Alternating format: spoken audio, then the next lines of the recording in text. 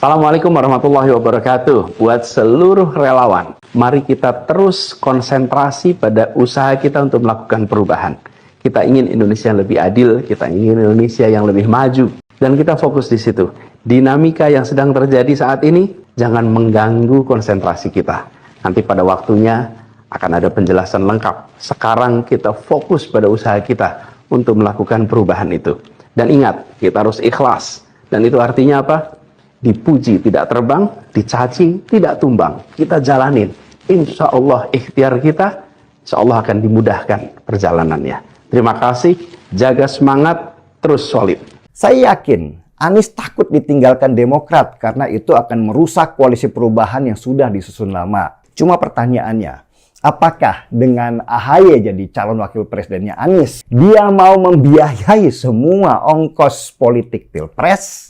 Saya kok meragukan ya, karena dulu di 2019 pernah ada kejadian SBY datang ke Prabowo supaya AHY bisa jadi calon wakil presidennya. Tapi dengan syarat dia harus membiayai ongkos politiknya. Karena SBY ragu-ragu itulah, maka disalib oleh Sandiaga Uno sehingga pada masa itu dikenallah Prabowo sebagai Jenderal Kardus. Sebuah ejekan dari Partai Demokrat karena menganggap Prabowo menerima kardus dari Sandiaga Uno. Nasib Anies Baswedan memang di ujung tanduk sekarang. Sana salah, kesini tambah salah. Ada masalah di antara koalisi pendukung Anies, terutama dari Nasdem dan Demokrat yang sama-sama ngotot berebut siapa calon wakil presidennya Anies. Dan Demokrat seperti biasa pengennya Agus Yudhoyono yang jadi calon wakil presiden. Kalau enggak, mereka ngancem-ngancem mau keluar dari koalisi. Nasdem nggak mau, karena kalau Anies dipasangkan dengan Agus, hasil survei sudah memperingatkan bahwa mereka akan kalah. Agus bukannya jadi faktor penambah suara Anies, karena irisan pendukungnya itu sama. Jadi akhirnya di media, elit Demokrat dan elit Nasdem itu saling menyalahkan, saling tunjuk-tunjuk muka. Tapi meskipun mereka ribut, tetap aja beritanya nggak mengalahkan pindahnya Budiman Sujatmiko ke Prabowo atau berita Ganjar sedang makan di warung misalnya. Sebagai ketua partai, wajar kalau AHY kemudian masuk dalam nominasi cawapres. Kalaupun yang mau dampingin Ganjar sebagai cawapres ya banyak banget. Kita nggak tahu ketika suasana ini terjadi apa yang dipikirin Anies Baswedan misalnya. Karena apa? Karena kalau tiba-tiba Demokrat nyebrang, tiba-tiba Demokrat merasa dihargai oleh PDIP yang mendukung Ganjar, sementara ada perasaan tidak dihargai di koalisi yang berubah-ubah itu, kan wajar dong sebagai ketua umum partai, sebagai anak mantan presiden, sebagai orang yang punya cita-cita politik, wajar dong kalau dia lebih nyaman dengan partai yang lebih gede dan kemudian memberikan apresiasi. Pilihannya ya tinggal dua. Dia mau bergabung dengan koalisinya Prabowo atau bergabung dengan koalisinya Ganjar Pranowo. Itu pilihan buat Partai Demokrat. Tetapi mimpi untuk jadi cawapres kayaknya harus diikhlaskan untuk dilepas. Karena ketika masuk ke koalisinya Prabowo mungkin ya AHY dianggap orang baru.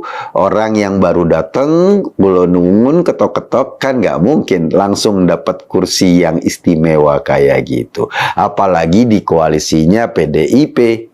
Ya, peluang untuk AHY maju sebagai cawapres jadinya mengecil. Wajar kalau kemudian Andi Arief ngamuk-ngamuk sama Anies sampai dituding berdarah dingin. Yang kata menurut Partai Demokrat sudah sempat bersepakat akan memilih AHY sebagai pendampingnya. Tetapi tiba-tiba ibarat ABG yang lagi jatuh cinta dan putus tiba-tiba dan berpindah ke lain hati. Anies Baswedan memutus cintanya kepada AHY dan pindah ke Caimin akhirnya menimbulkan kemarahan dari Partai Demokrat. Kita menyaksikan bagaimana Demokrat di semua daerah tiba-tiba serentak menurunkan baliho dengan gambar wajah Anies Baswedan dengan tudingan pengkhianat. Tentu gelisah, ini nggak nyaman PKB, murung sebenarnya PKB kondisi. Ya gimana? Karena privilege-nya sebagai partai politik yang mendapatkan korden tiket secara tidak langsung harus ditinjau ulang. Gus Jazilul langsung mengutip pantun, kau 11 kita 12 gitu, kau 13 kita 14, kau tak jelas kita lepas. Itu Gus Jazilul. Oke. Jadi ngegas. Kalau Caimin sendiri gimana menurut Anda? Ya, kalau melihat statementnya Caimin yang kemarin, ini mazhabnya Gus Jazilul. Memang, kalau gestur politik dari PKB tentu nggak nyaman lah. Ini ngajak teman yang salah ini, ya koalisi ini. Apapun, Golkar ini orang kaya Pak, kalau kita ibaratkan begitu. Partainya besar gitu, panah teknokrat, mesin politiknya solid dan luar biasa. Nah, PAN juga punya Erick Thohir yang memang popularitas dan elektabilitasnya di atas rata-rata.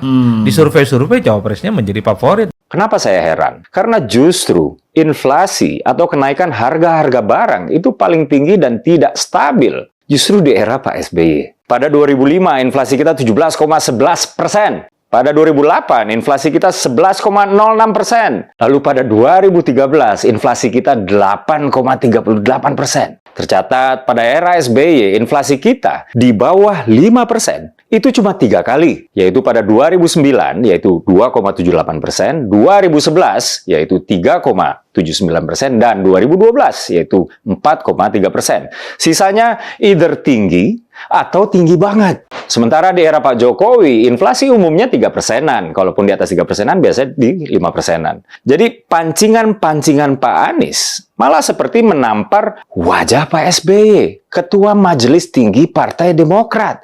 Terima kasih, jaga semangat, terus solid. Assalamualaikum warahmatullahi wabarakatuh.